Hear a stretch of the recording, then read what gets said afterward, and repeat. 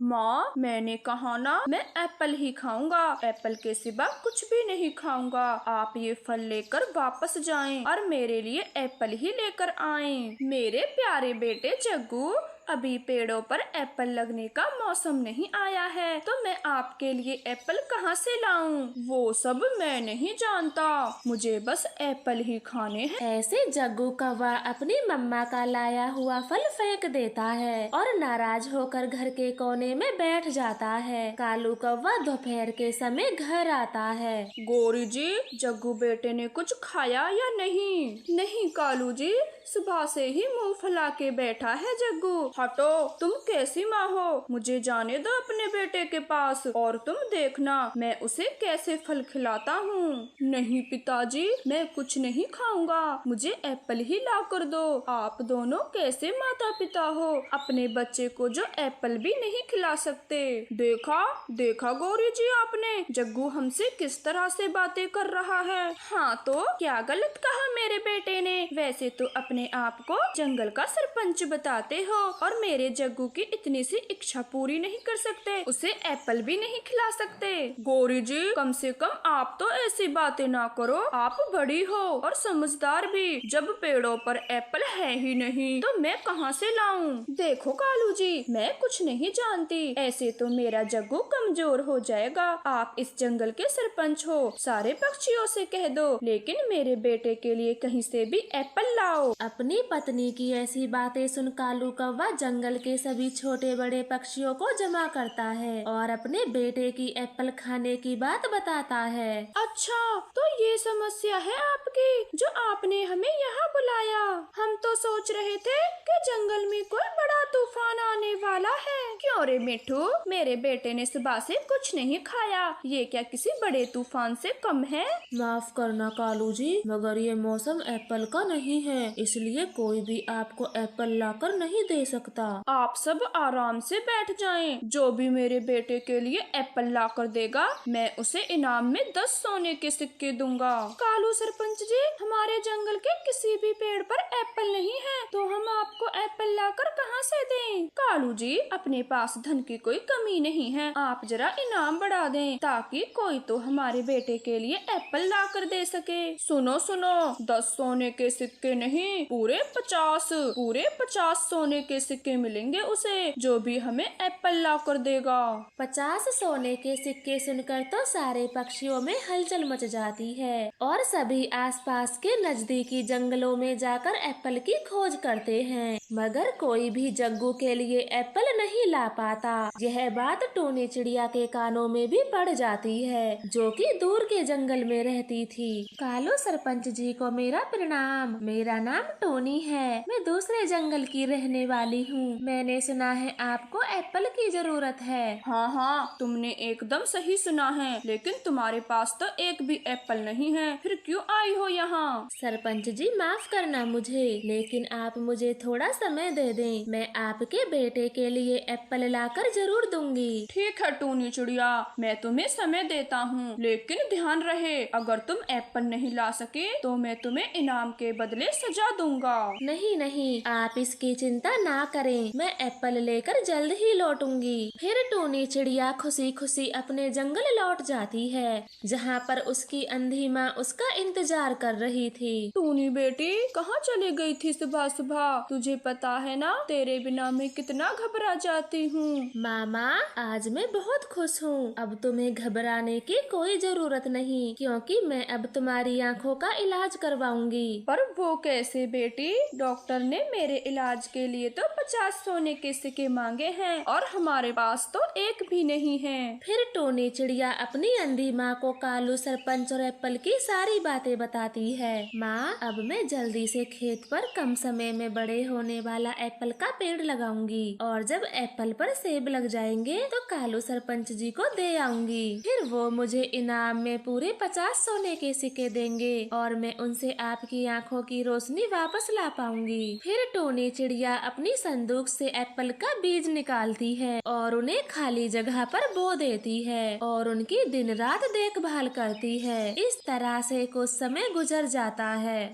और एप्पल के पौधे बड़े हो जाते हैं। माँ, हमारे पौधे काफी बड़े हो गए हैं, बस उन पर जल्दी से लाल लाल एप्पल लग जाएं। टूनी बेटी, तू उनका इतना अच्छे से देखभाल कर रही है तो एप्पल भी लग जाएंगे। अब सो जाओ, रात बहुत हो गई। टूनी एप्पल के बारे में सोचती हुई सो जाती है और सुबह होते ही पेड़ों के पास जाती है। टूनी पेड़ों को देखकर खुशी से झूम जाती है क्योंकि सभी पेड़ एप्पल से भरे हुए थे। अरे वाह, पेड़ों पर तो एप्पल लग गए। सच में ये बीज कमाल का था। अब जल्दी से सारे एप्पल तोड़कर सरपंच जी को दे आती हूँ, उनका बेटा भी बहुत खुश होगा। फिर टूनी चिड़िया बड़ी खुशी से पेड़ों के एप्पल तोड़ लेती है और उन्हें कालू सरपंच के जंगल ले जाती है। बहुत खूब टूनी चिड़िया, तुम तो समय से पहले ही एप्पल लेकर आ गई। जो काम इस जंगल का एक भी पक्षी नहीं कर सका वो तुमने कर दिखाया। लाओ, अब टोकरी इधर दे दो।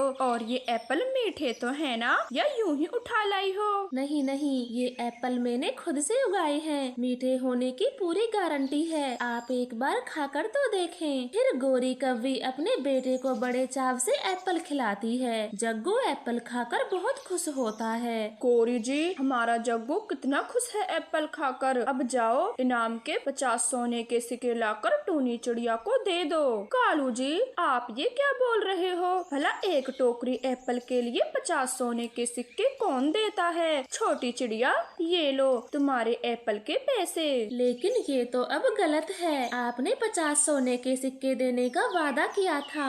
आप झूठ बोल रहे हो। क्या गलत और क्या सही, ये तुम मुझे सिखाओगी? चुपचाप यहाँ से चली जाओ, वरना जंगल से इतनी दूर फिकवाऊंगी कि अपने जंगल भी नहीं जा पाएगी। टूनी रोते रोते वहाँ से चली जाती है। वो बहुत उदास थी कि घर जाकर अपनी अंधी माँ से क्या कहेगी। इस जंगल के सरपंच ने मेरे साथ बहुत बुरा किया। अब मैं अपनी माँ का इलाज कैसे करवाऊंगी? ये कालू सरपंच बहुत बुरा है।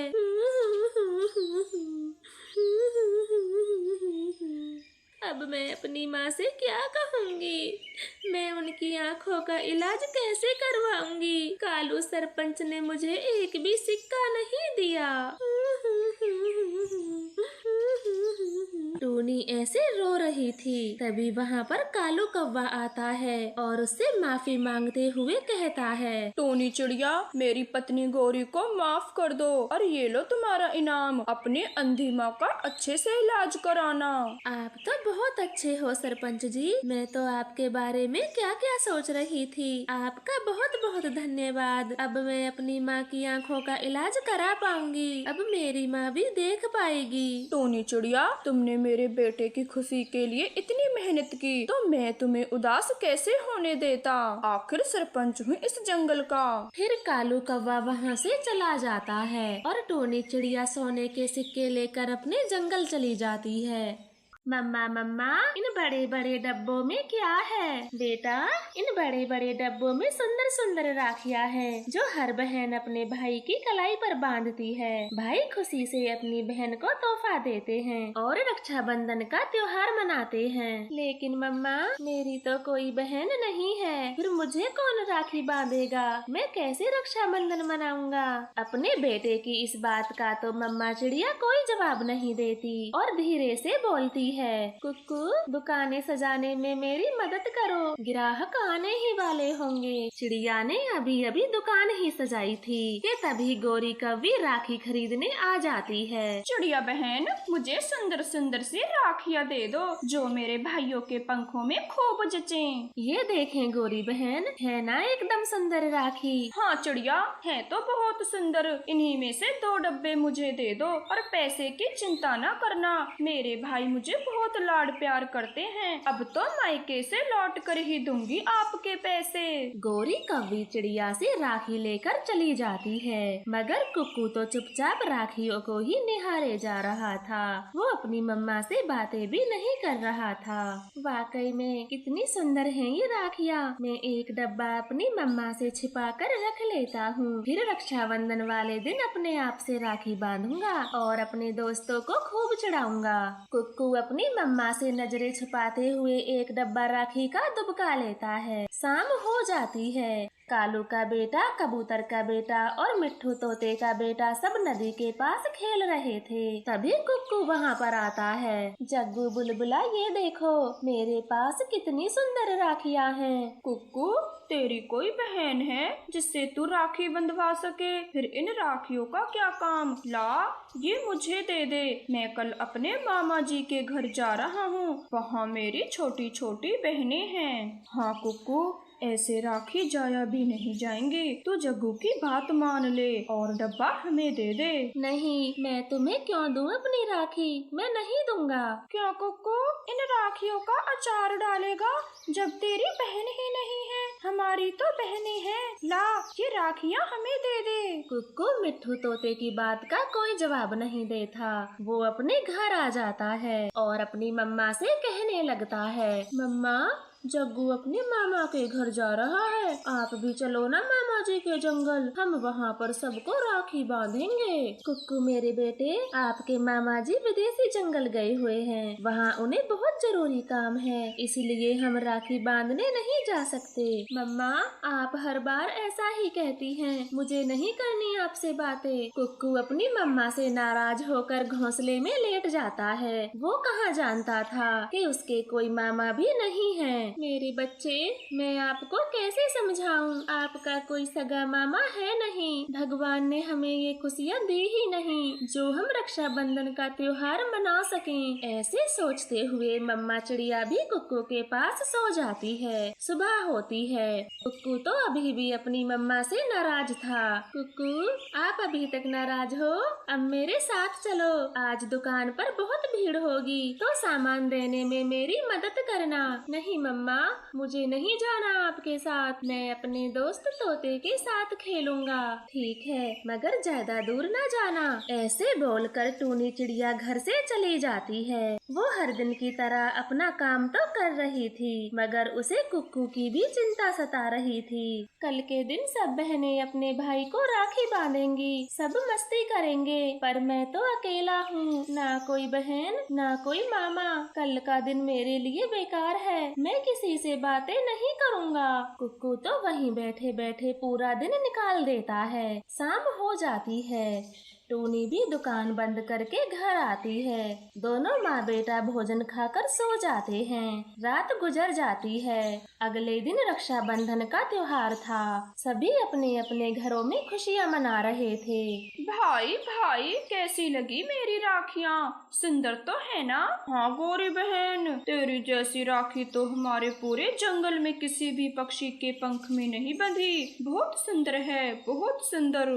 कुक्कू, आप कब से नाराज हो? मैंने आपके लिए खीर बनाई है, आप ये मीठी मीठी खीर खा लो, फिर आपका गुस्सा छूमंतर हो जाएगा। नहीं माँ, मुझे नहीं खानी खीर। आज के दिन सब कितने खुश हैं, मैं ही अकेला हूँ जो चुपचाप घर में उदास बैठा हूँ। ऐसे नहीं बोलते कुक्कू बेटा, कोई भी पक्षी अकेला नहीं होता, मैं तो हूँ आपके साथ। ऐसे रानो चिड़िया कुक्कू को खूब समझाती है, मगर कुक्कू कहाँ मानने वाला था।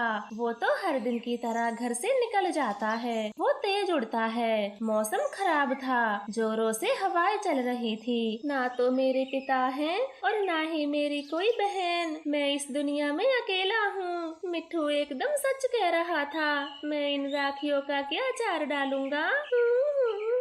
कुक्कू बेचारा वहीं पर बैठे रोए जा रहा था। तभी बारिश होने लगती है। अचानक से कुक्कू को किसी के पुकारने की आवाज आती है। बचाओ मुझे, कोई तो बचाओ। यहाँ मेरे सिवा कौन है जो मदद के लिए पुकार रहा है? छोटे बच्चे, मैं बरगद का बूढ़ा पेड़ बोल रहा हूँ, मेरी मदद करो। इस कांटे भरी टहनी को मुझसे दूर करो। पेड़ काका, आप चिंता ना करें, मैं अभी इस लकड़ी को हटा देता हूँ। कुक्कू अपनी चोंच से उस कांटे भरी लकड़ी को दूर करता है, जिससे बरगद के पेड़ को राहत मिलती है। छोटे बच्चे, आपका बहुत बहुत धन्यवाद। अगर आप नहीं होते तो ये कांटे मुझे चुभते रहते। पेड़ काका, मम्मा कहती है सबकी मदद करें, अब मैं अपने घर जाता हूँ। छोटे बच्चे, मैंने देखा है आपको, अभी थोड़ी देर पहले आप रो रहे थे, आज आज तो खुशी का दिन है, खुशियाँ मनाओ, रोते क्यों हो? पेड़ काका, मैं किसके साथ खुशियाँ मनाऊं? ना मेरी कोई बहन है, ना मेरे मामा जी, ये सब मेरे लिए बेकार हैं। नहीं छोटे बच्चे, अपने देखने का नजरिया बदलो। आज का दिन बहुत शुभ होता है, तुम्हें भी खुशियाँ जरूर मिलेंगी। पेड़ की यह बातें सुनकर कुक्कू विदा लेता है। वो पहले से ज्यादा शांति महसूस कर रहा था। तभी उसे एक खूंखार चील दिख जाता है जो नन्ही सी बच्ची को खाने वाला था। मैं नहीं खाने दूंगा इस छोटी सी बच्ची को, मैं बचाऊंगा इसे दुष्ट चील से। भाग जा दुष्ट चील, भाग जा, वरना मैं तुझे छोड़ूंगा नहीं। सिद्धि सा है और मुझे भगाने की बातें करता है कौन तू इस बच्ची का? कोई रिश्तेदार है? हाँ, मैं भाई हूँ इस बच्ची का। अब भाग यहाँ से। कुक्कू एक कांटों से भरी डंडी उठाता है और चील के सर पर मारने लगता है। चील के सर से खून निकलता है और वो वहाँ से भाग जाती है। अरे छोटी बच्ची, आपका घर कहाँ है? मैं तुम्हें घर पहुँचा देता हूँ, वरना ये खूंखार चील फिर से आ जाएगा। नहीं, मेरा कोई घर नहीं है। मेरे माता पिता कौन है? मैं तो अकेली रहती हूँ। कोई बात नहीं, मैं तुम्हें अपने घर ले चलता हूँ और मम्मा से मिलवाऊंगा। फिर कुक्कू उस छोटी चिड़िया को घर ले आता है और मम्मा चिड़िया को सारी बातें बता देता है। छोटी बच्ची, आपका नाम क्या है? मेरा नाम मैं नहीं जानती। मेरा नाम क्या है? मम्मा, क्यों ना हम इसका नाम गुड़िया रख दें? हाँ कुक्कू, ये नाम तो बहुत अच्छा है। गुड़िया नाम तो बहुत अच्छा है और आज से ये आपकी बहन है। और गुड़िया, कुक्कू को ये राखी बांध दें। हाँ मम्मा, मैं भी अपनी बहन का बहुत ख्याल रखूंगा। फिर वो छोटी चिड़िया कुक्कू को राखी बांधती है। कुक्कू तो बहुत खुश था क्योंकि उसे एक छोटी बहन जो मिल गई थी और उसके पंख पे राखी भी बंधी हुई थी।